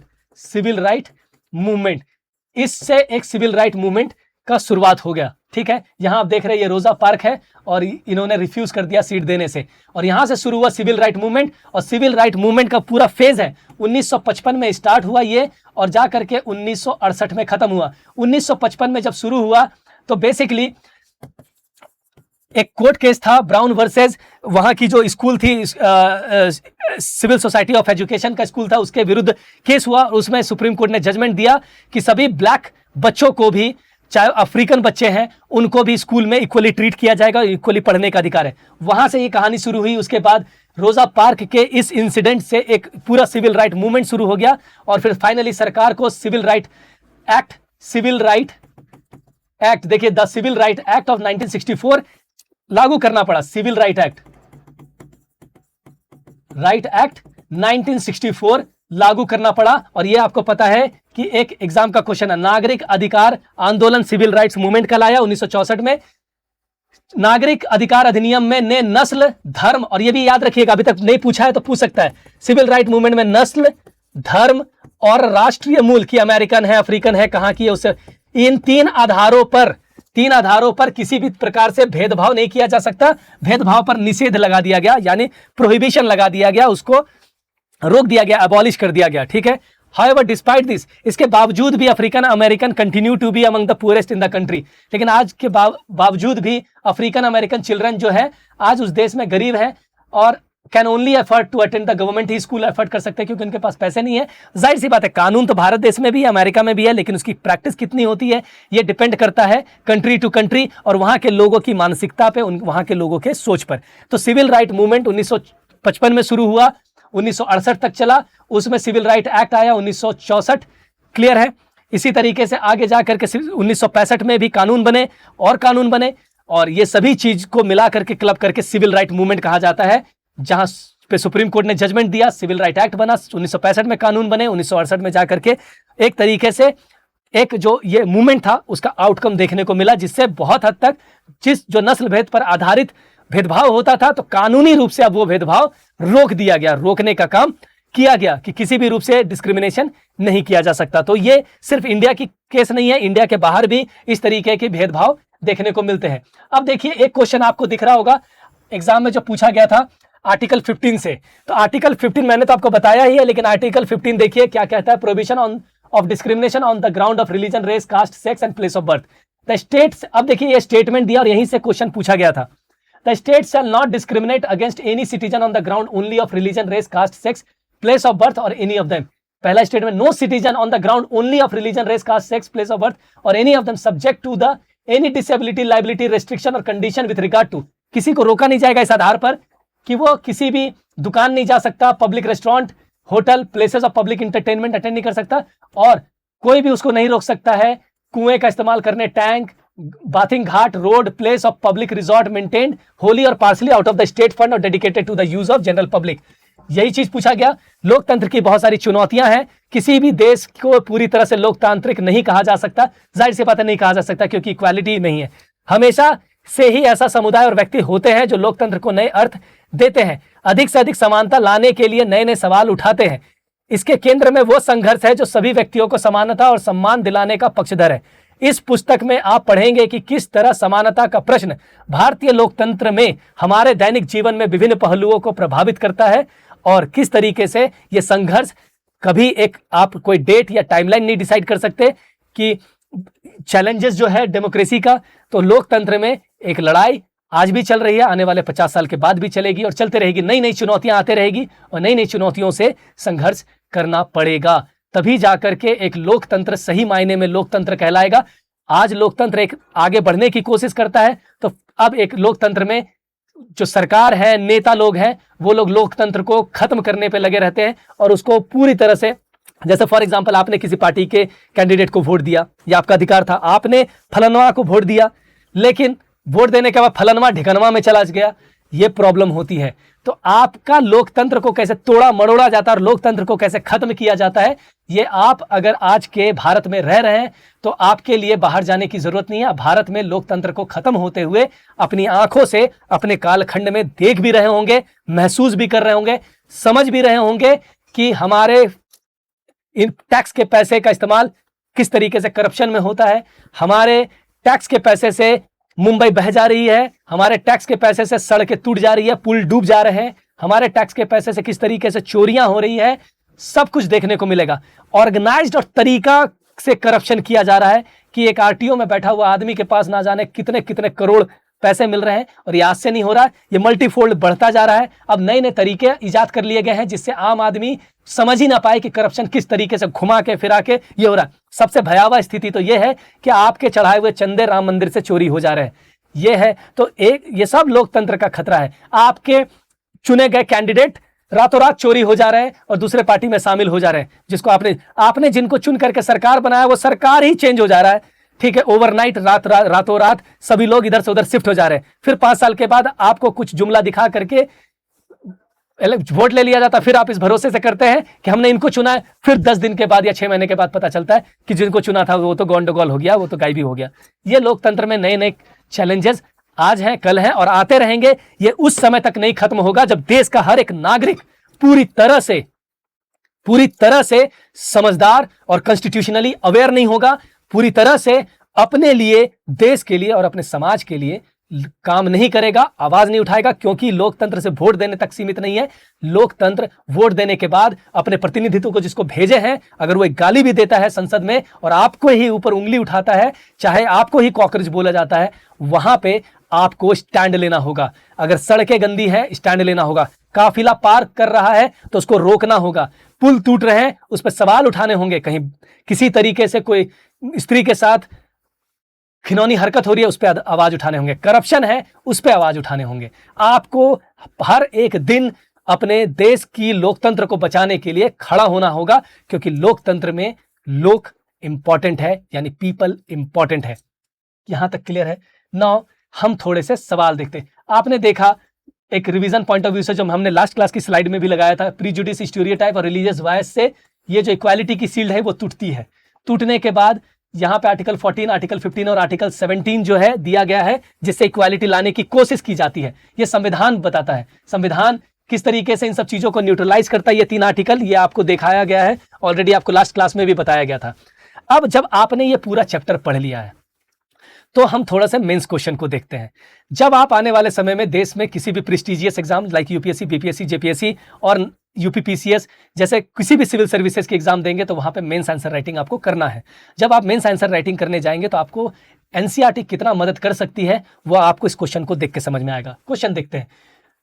राजस्थान के सिविल सर्विसेज का ये क्वेश्चन है, जीएस पेपर 2 का, मेंस में पूछा गया। Explain the concept of universal adult franchise. हमने देखा यूनिवर्सल एडल्ट फ्रेंचाइज क्या है एंड इट्स इंपॉर्टेंस, और किसी भी लोकतंत्र में इसकी इंपॉर्टेंस क्या है। How does the voting experience of Kanta, और आप खुद देख रहे हैं कि भाई एनसीईआरटी से क्वेश्चन है क्योंकि कांता लिखा हुआ है, और राजस्थान के सिविल सर्विसेज एग्जामिनेशन के मेंस पेपर में एनसीईआरटी के उस एग्जांपल को उठाया गया on the chapter on equality, reflect the gap between constitutional equality and lived constitutional equality and liberty लिखा हुआ है, ठीक है, इसको करेक्शन कर लीजिएगा। सच्चाई के बीच की खाई को, जीवन की सच्चाई के बीच की रियलिटी है, लिव्ड रियलिटी को दर्शाने का काम करता है। आई बात समझ? तो आप समझ रहे होंगे कि ये स्ट्रेट अवे एनसीईआरटी से क्वेश्चन है, तो बिना एनसीईआरटी को ध्यान में रखे हुए हम इसको टैकल नहीं कर सकते हैं, जाहिर सी बात है। आगे बढ़ते हैं, ये 8 अंकों का क्वेश्चन है, तो आपको लिखना है, तो एनसीईआरटी से आप बहुत सारी चीजें इसमें ऐड ऑन कर सकते हैं। नेक्स्ट वन 15 मार्क्स का क्वेश्चन है, यूपीएससी मेंस 2019 में पूछा गया क्वेश्चन है। भारत का संविधान यानी Indian constitution recognises equality, recognise तो करती है equality, but inequality continue to exist. आपको भी पता है कि इनइक्वालिटी इंडिया के सोसाइटी में आज भी है। Examine the statement in the light of the experiences of marginalised community. आपके पास वाल्मीकि, ओम प्रकाश वाल्मीकि का उदाहरण है, आपके पास बी.आर. अंबेडकर का उदाहरण है, आपके पास मिस्टर और मिसेस अंसारी का उदाहरण है। इन उदाहरणों से, मार्जिनलाइज्ड कम्युनिटी के उदाहरणों से आप बहुत कुछ लिख सकते हैं। और यहां पे भी आप देख रहे हैं ऑन इक्वालिटी लिखा हुआ है, इसका मतलब है, और लिखा है with the suitable example from the chapter on equality. 15 marks का क्वेश्चन पूछा गया है यूपीएससी मेंस में 2019 में। तो आप भी समझ रहे हैं कि क्वेश्चन एनसीईआरटी से ही है। क्लियर है? आगे बढ़िए। Discuss the significance of dignity in the context of equality as inserted in the Indian constitution. Bharat के संविधान में डिग्निटी, और हमने अभी जस्ट देखा है कि इस चैप्टर में डिग्निटी की बात हुई है। इंडियन कॉन्स्टिट्यूशन में जो इक्वालिटी के प्रोविजन है वो किस लिए, क्यों जरूरी है एक इंसान की डिग्निटी को बनाने के लिए। How does the violation of dignity, जब डिग्निटी का वायलेशन होता है, manifest in the daily lifes of the people in India, किस तरीके से, how the violation of dignity manifest करता है डेली लाइफ ऑफ लोगों का भारत देश में। 12 मार्क्स का क्वेश्चन है जो यूपीएससी में पूछा गया है। Now come to the again UPSC mains के 2016 में क्या क्वेश्चन पूछा गया है। The struggle for equality is a continuous process. ये जो इक्वालिटी का संघर्ष है वो रुकने वाला नहीं, वो कंटिन्यूअस प्रोसेस है इन अ डेमोक्रेसी, किसी भी डेमोक्रेसी, चाहे वो भारत की डेमोक्रेसी हो, बाहर की डेमोक्रेसी हो। Comment on this statement with reference to the civil right movement. Obvious सी बात है, एनसीईआरटी का अगेन क्वेश्चन आ गया। In the United State and the experiences of marginalised communities in India. आपको दिख रहा होगा कि ये क्लास 7 का एक चैप्टर कितना इंपॉर्टेंट है यूपीएससी के मेंस के 2016 के क्वेश्चन को टैकल करने के लिए, मेंस में आंसर लिखने के लिए। आगे बढ़ते हैं। The caste system remain one of the most common, ये उत्तर प्रदेश का मेंस का एग्जामिनेशन है। In the form of equality in India, analyse this statement with reference to the Om Prakash Valmiki के experiences as described in his autobiography. Joothan में जिस तरीके का experience दिया गया, तो जाहिर सी बात है आपने जूठन ना पढ़ी हो, लेकिन आप एनसीईआरटी तो पढ़े हैं। एनसीईआरटी में जो उनकी कहानी का एक्सपीरियंस है उसको एनालाइज करना है, और ये एकदम एक्सप्लिसिटली लिखा हुआ है। यूपी पीसीएस के मेंस में क्वेश्चन पूछा गया है। आगे बढ़ते हैं।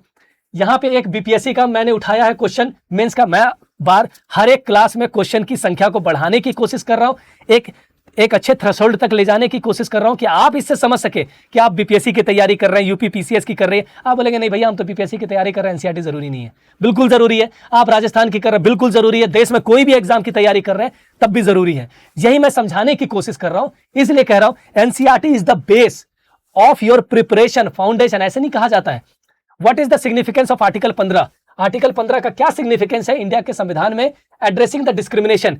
भारत के संविधान के अनुच्छेद 15 का क्या महत्व है भेदभाव को दूर करने के लिए? यह अनुच्छेद नागरिकों की गरिमा रक्षा कैसे करता है? अब यहां फिर गरिमा आ गई, तो आपको एनसीईआरटी में जो डिग्निटी की बात करी गई है, आर्टिकल 15 जो पीछे लिखा गया है, आप उसको रिलेट करके अपनी समझदारी से किस तरीके से आंसर के स्ट्रक्चर को रेडी करते हो। ये 12 अंकों का क्वेश्चन है, बीपीएससी मेंस का पूछा गया है। आई बात समझ? नाउ हमने कुछ क्वेश्चन, मैंने आपको बताया था कि कुछ प्रीवियस ईयर क्वेश्चन को हमने पिक किया है जो आपको सॉल्व करना है अपने से, और जो क्वेश्चन हमने अभी तक देखे हैं उसके आंसर हम आपके साथ साथ यहां पे सॉल्व करेंगे। भारतीय लोकतंत्र के संदर्भ में सार्वभौमिक वयस्क मताधिकार का अर्थ क्या है? ये सीडीएस में क्वेश्चन पूछा गया, सीडीएस 2019 के एग्जाम में क्वेश्चन पूछा गया। Every citizen has the right to vote क्या कह रहा है कि यूनिवर्सल एडल्ट फ्रेंचाइज का मतलब क्या है? इसका आंसर आप कमेंट करके बताइए, ठीक है, कि क्या है। Every citizen has the right to vote, every adult citizen has the right to vote, every educated citizen has the right to vote and every property owning citizen has the right to vote. इसका answer क्या होगा? आपने chapter पढ़ लिया, मैंने आपको पढ़ा दिया, आप इसको सॉल्व कीजिए, कमेंट करके बताइए, ठीक है। और क्लासेस कैसे चल रही है, किस तरीके से मैं पढ़ा रहा हूं, आप अपने फीडबैक, सुझाव और अगर मैं अच्छा करा रहा हूं तो आप मुझे कॉम्प्लीमेंट या आप बता सकते हैं, जिससे मुझे पता हो कि मैं जो बता रहा हूं, जिस तरीके से पढ़ा रहा हूं, वो शायद आपके लिए यूजफुल है भी या नहीं है, ये मुझे पता होना चाहिए। तो आप मुझे कमेंट करके भी बताएं कि आपकी क्लास से मुझे फ़ायदा हो रहा है, अच्छा लग रहा है, क्लास का पैटर्न, क्लास का स्टैंडर्ड, क्लास की थ्रेशोल्ड, क्लास की बेंचमार्किंग काफ़ी अच्छी है, द वे आपने स्ट्रक्चर किया है वो अच्छा है। आप जो भी है, ये हम्बल रिक्वेस्ट है मेरा कि आप उसको कमेंट करके बताएं और अपने सुझाव भी हमें लिख करके दें, ठीक है। और बाकी अगर क्लास अच्छा लगता है तो आप इसको जरूर शेयर करें, साझा करें अपने दोस्तों के साथ। CDS 2 में क्वेश्चन पूछा गया है, which of the following is not a ground for discrimination? कौन एक ग्राउंड नहीं है डिस्क्रिमिनेशन का under article 15 of the Indian constitution? Religion, caste, sex and age. ठीक है, इसका आंसर क्या है ये भी आप कमेंट करके बताइए। ये 3 क्वेश्चन मैंने आपके लिए छोड़ रखे हैं। The mid day meal scheme in government school is an example of.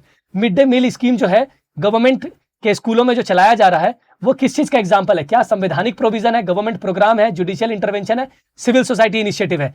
Already answer आपको ऑलरेडी पता है कि एनसीईआरटी से मिल चुका है, ठीक है। ये कुछ क्वेश्चन है जो आपको करने हैं। अब हम जाते हैं उन्हीं सब प्रश्नों पे जो हमने क्लास के स्टार्टिंग में कराया है और इसके आंसर हम सॉल्व करते हैं आपके साथ साथ, क्योंकि हमने अब चैप्टर को पढ़ लिया है। पहला क्वेश्चन था कि भारत के संविधान से रिलेटेड आपको यह स्टेटमेंट बताना सही है कि नहीं। The constitution of India recognises every person as an equal before the law. बिल्कुल, आर्टिकल 14 इसकी बात करता है, तो ये स्टेटमेंट सही है। The state shall not discriminate against any citizen on the ground only of religion, race, caste, sex and place of birth any of them. ये आर्टिकल 15 का भी आपने एक्सट्रैक्ट देखा है, उसी से उठाया गया है। मैं फिर से आपको दिखा देता हूं, अगर आपको याद नहीं है तो मैं एक बार फिर से दिखा देता हूं। देखिए, सेम लाइन यहां से उठाया गया है, discriminate against any citizen on the ground only of religion, race, caste, sex, place of birth and any of them. ये एक लाइन जो है आर्टिकल 51 का क्लॉज नंबर 1 उठाया है और उसने पूछ दिया है स्टेटमेंट के रूप से। आपको पता होना चाहिए, ठीक है। तो इसका मतलब इसका आंसर क्या हो जाएगा? Both 1 and 2। क्या पूछा है? करेक्ट ना, ठीक है। तो 1 and 2 मूव करते हैं नेक्स्ट में। Which of the following provision of Indian constitution is related to the abolition of untouchability? Article 17 already आपको बताया हुआ है। Consider the following statement. देखिए, यूपीएससी प्रीलिम का क्वेश्चन है, मिड डे मील स्कीम से पूछा गया था और ये क्वेश्चन ऑलरेडी आपको एनसीईआरटी से पूछा गया। इट वाज फर्स्ट इंट्रोड्यूस इन तमिलनाडु। बिल्कुल, अभी हमने देखा। The supreme court in India 2001 में डायरेक्ट किया गया कि हर एक स्टेट गवर्नमेंट को इसको इंप्लीमेंट करना है। और हमने तीसरा स्टेटमेंट भी देखा था, it help in reducing caste prejudices. ये भी हमने देखा, यानी तीनों स्टेटमेंट सही है। Option number D is the right answer.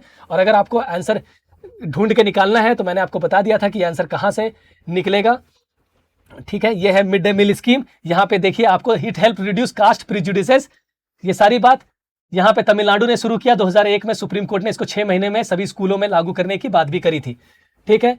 I hope आप सब समझ रहे होंगे, रिलेट कर रहे होंगे चीजों को कि किस तरीके से एग्जाम में क्वेश्चन पूछे जाते हैं, ठीक है। Now universal adult franchise is based on the principle of, ठीक है। दोनों देखिए, सीडीएस में पूछा हुआ क्वेश्चन थोड़ा अलग है, यहां पे क्वेश्चन पूछा अलग है। ये यूपीएससी प्रीलिम का 2012 का क्वेश्चन है। यूनिवर्सल एडल्ट फ्रेंचाइज इक्वालिटी की बात करता, समानता की बात करता, बाकी जो चीजें हैं दिखती है कि वैसा लग रहा है, लेकिन इसका जो प्रिंसिपल है वो इक्वालिटी पर बेस्ड है, political equality. Which of the following is not a provision under article 15? Again उसी पर्टिकुलर एनसीईआरटी के चैप्टर के आखिरी जो ब्लू रंग का बॉक्स है वहां से पूछा गया है। कौन एक प्रोविजन 15 का पार्ट नहीं है, आर्टिकल 15 का पार्ट नहीं है? Provision on discrimination on the ground of religion. बिल्कुल, रिलीजन के आधार पर आप प्रोहिबिशन लगाया गया है। Prohibition of discrimination on the ground of race, बिल्कुल रेस की भी बात करी गई है, कास्ट की भी बात करी गई है, बस लैंग्वेज की बात नहीं की गई है। तो ये हो जाएगा सही आंसर, क्योंकि पूछ रहा नॉट। और आपने अभी जस्ट देखा है, जस्ट अभी मैंने लास्ट स्लाइड में दिखाया था, सेम इसी चीज पे इसी टाइप का एक दूसरा क्वेश्चन पूछा गया था। ये देखिए, यहां पे कास्ट ना पूछ करके क्या पूछ दिया है आपसे? एज। तो इसका ग्राउंड क्या हो जाएगा? Which of the following is not a ground, ये सीडीएस का क्वेश्चन है, not a ground for the discrimination under article 15 of the Indian constitution. Age हो जाएगा आंसर, क्योंकि सेक्स तो है ही, कास्ट भी है, रिलीजन भी है, क्लियर। वहां पर रेस दे दिया था, तो ये सारी चीजें पता होनी चाहिए, इसलिए इसका आंसर क्या हो जाएगा? एज। एक तो मैंने बता दिया, बाकी आप खुद कमेंट करके बताइएगा, ठीक है। हम मूव करते हैं नेक्स्ट, ठीक है। यहां पे the concept of dignity NCERT में लिखा हुआ है, in the Indian constitution is most closely associated with which of the following? तो भैया डिग्निटी जो है ना वो इक्वालिटी से सबसे ज्यादा एसोसिएटेड है। अभी आपने पढ़ा एकदम एक्सप्लिसिटली, यही लाइन उठा करके लिखा हुआ है और मैंने पढ़ाते हुए उसको बताया भी है। आपको ध्यान हो तो लेक्चर को आप रिवाइंड करके पीछे जा करके उसको सुनिएगा। मूव करते हैं नेक्स्ट क्वेश्चन पे। जूठन जो पूछा गया, ये बीपीएससी प्रीलिम 2017 का क्वेश्चन है। ओम प्रकाश वाल्मीकि की ऑटोबायोग्राफी है, क्या है? ऑटोबायोग्राफी है, आत्मकथा। ये भी पूछा जा सकता है कि बायोग्राफी है या ऑटोबायोग्राफी है। तो ऑटोबायोग्राफी है क्योंकि उन्होंने खुद लिखी है, क्योंकि ओम प्रकाश वाल्मीकि एक राइटर थे, ठीक है। आगे बढ़ते हैं। सिविल राइट एक्ट आपको पता है कि ये इंडिया का बात तो है नहीं, ये अमेरिका की बात है, यूएसए का बात है, और ये यूएसए में 1964 को ये लागू किया गया है। तो आंसर क्या हो जाएगा? 1964। दूसरा क्वेश्चन ये पूछ सकता है कि सिविल राइट एक्ट के अंदर किन किन चीजों पे डिस्क्रिमिनेशन करने का पे बैन लगाया गया है। अभी तक नहीं पूछा है, लेकिन जरूर पूछा जा सकता है कि अमेरिका के अंदर या फिर सिविल राइट एक्ट के तहत किसी को भी डिस्क्रिमिनेट किस चीज पे नहीं करना है। एक तो भैया ओरिजिन, कि आप किस कंट्री से बिलोंग करते हैं, आपको लैंग्वेज पे सॉरी आपको जो रेस है उसकी, उस पे आपको डिस्क्रिमिनेट नहीं करना है, और तीसरा है रिलीजन। ठीक है, मैं लिख देता हूं यहां पे, रिलीजन, धर्म के आधार पर डिस्क्रिमिनेशन नहीं करना है। ठीक है, दूसरा है नस्ल के आधार पर नहीं करना है, और आपकी ओरिजिन क्या है, कंट्री की, ओरिजिन ऑफ द कंट्री, किस कंट्री से आप बिलोंग करते हैं उसके आधार पर भी आपको डिस्क्रिमिनेट नहीं करना है। यह सिविल राइट एक्ट के अंदर बताया गया, जो 1964 में इसको पारित किया गया, लागू किया गया। मूव करते हैं नेक्स्ट वन। रोजा पार्क, अभी आपने देखा सिविल राइट मूवमेंट से ही है, और ये राजस्थान एडमिनिस्ट्रेटिव सर्विसेज के प्रीलिम का क्वेश्चन है। सीट ऑन ए बस टू अ व्हाइट मैन, एकदम सेम कहानी वहीं से उठाया गया है, और इसे कहा जाता है सिविल राइट मूवमेंट। ठीक है, सिविल राइट मूवमेंट, आई बात समझ। ब्लैक लाइव्स मैटर मूवमेंट भी रिसेंट फेनोमेना है, लेकिन आंसर क्या होगा? Civil right movement. ठीक है, और ये सारे जो चीजें दी गई है वो सब नस्ल भेद पर आधारित एक आंदोलन है, लेकिन रोजा पार्क की कहानी सिविल राइट मूवमेंट से एसोसिएटेड है। आई बात समझ। So this is all about this chapter है। ठीक है, जो क्लास 7 के चैप्टर 1 पे आधारित है, और हम थीम वाइज पढ़ते जा रहे हैं। नेक्स्ट क्लास में हम क्लास 7 के चैप्टर 4 को पढ़ेंगे, पूरे डिटेल में पढ़ेंगे, पूरे क्वेश्चंस के साथ पढ़ेंगे, और भी एडिशनल क्वेश्चंस हम आपके साथ शेयर करेंगे, और क्या क्या क्वेश्चन आने वाले समय में आ सकते हैं वो भी मैं आपको साथ में पैरेलली बताते चला जा रहा हूं। सो एनसीईआरटी की ग्राउंड जीरो कोर्स आपके लिए बहुत वाइटल है, इसलिए आप इस चैनल को सब्सक्राइब करें, जिससे आपके पास जब कभी भी नए क्लासेस अपलोड हो, जो कोशिश है कि मंडे टू फ्राइडे शाम के 7 बजे लाइव हो जाएगी। मंडे टू फ्राइडे 7 बजे शाम को हर एक क्लास होगी, आप वहां पे शेड्यूल कर दी जाएगी, आप उसे चेकआउट कर सकते हैं। सो वीडियो जैसे अपलोड हो, आपको नोटिफिकेशन मिल जाए तो बेल आइकन भी आप कर सकते हैं। अगर आपको हमारा काम अच्छा लगता है तो आप इस वीडियो को शेयर कर सकते हैं, लाइक कर सकते हैं, कमेंट कर सकते हैं। वैसे मुझे बोलने की आदत नहीं है, ज़्यादा मैं अवॉइड करता हूं इसको बोलना, लेकिन एनसीईआरटी के ग्राउंड जीरो कोर्स की ये स्टार्टिंग के कुछ क्लासेस है, इस वजह से मैं बोल भी रहा हूं, क्योंकि मुझे पता है मेरे बोलने या ना बोलने से आप चैनल को सब्सक्राइब करेंगे नहीं करेंगे। तो ये इंडिपेंडेंस आपके पास होनी चाहिए। अगर आपको सही मायने में हमारा काम अच्छा लगता होगा तो आप चैनल को सब्सक्राइब भी करेंगे, लोगों को बताएंगे भी, शेयर भी करेंगे। और अगर आपको लगता है कि आप किसी तरीके से हमें कंट्रीब्यूट करना चाहते हैं तो आप पैट्रियन में जा करके हमें हमारे काम को कंट्रीब्यूट कर सकते हैं। वहां पे आपको लिंक दिया हुआ है, उस पर आप जाकर के जो भी आप मॉनेटरी कंट्रीब्यूशन करना चाहते हैं आप वो कर सकते हैं। और इसके अलावा आप अपना प्यार दिखाना चाहते हैं तो आप कमेंट में उसे साझा भी कर सकते हैं। हम मिलते हैं आपसे नेक्स्ट क्लास में, तब तक के लिए आप सभी का धन्यवाद।